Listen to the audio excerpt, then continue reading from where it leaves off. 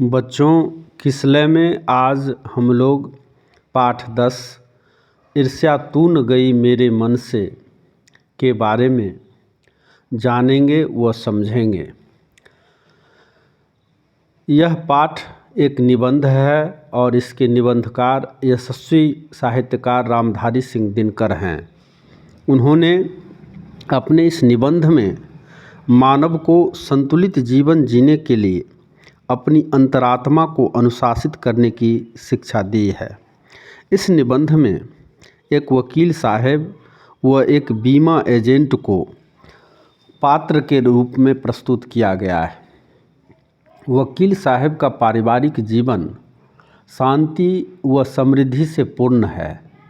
उनके एक पड़ोसी बीमा एजेंट हैं जिनकी आमदनी काफ़ी अच्छी है। वकील साहब अपनी खुशी से खुश न होकर बीमा एजेंट के धन वृद्धि से बेहद परेशान रहते हैं। सोचिए ज़रा क्यों? वह इसलिए कि ऐसे लोग ईर्ष्यालु स्वभाव के होते हैं।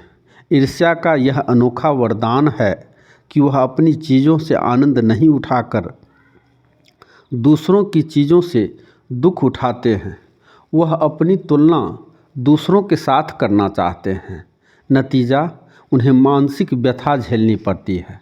वह अपनी उन्नति के बारे में न सोचकर दूसरों की हानि पहुंचाने में ही सुख पाने लगते हैं।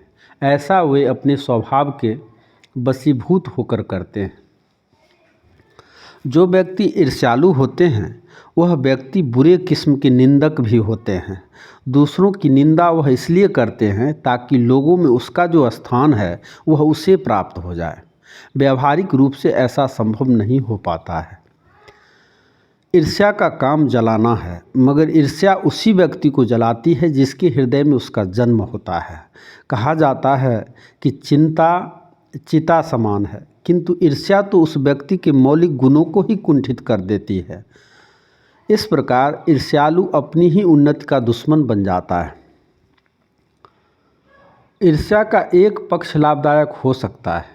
यदि हम अपने प्रतिद्वंदी के समकक्ष बनना चाहते हैं तो उसके पास मौजूद वस्तु को पाने की तरकीब सोचें। दूसरे कि जिन्हें वह श्रेष्ठ समझकर जलते हैं, किंचित वे लोग भी अपने आप से शायद वैसे ही असंतुष्ट हों। ऐसा मानकर ईर्ष्यालु लोग संतुष्ट रह सकते हैं। ईर्ष्या के संबंध में ईश्वरचंद विद्यासागर ने एक सूत्र कहा, तुम्हारी निंदा वही करेगा जिसकी तुमने भलाई की है। इसी तरह नीत्शे ने अपने अनुभवों को निचोड़ कर कहा, आदमी में जो गुण महान समझे जाते हैं उन्हीं के चलते लोग उससे जलते भी हैं।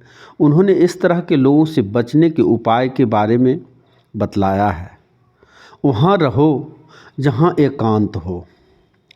अब जो सर्व प्रमुख बात है कि ईर्ष्या करने से हम बचें कैसे।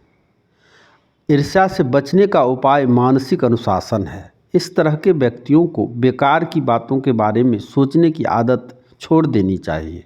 उसे यह पता लगाना चाहिए कि जिस अभाव के कारण वह ईर्ष्यालु बन गया है उसकी पूर्ति का रचनात्मक तरीका क्या हो सकता है।